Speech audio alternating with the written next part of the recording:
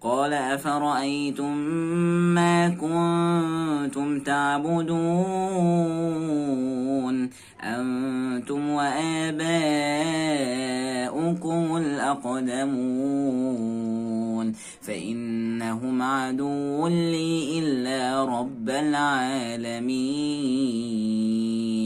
الذي خلقني فهو يهدين والذي هو يطعمني ويسقين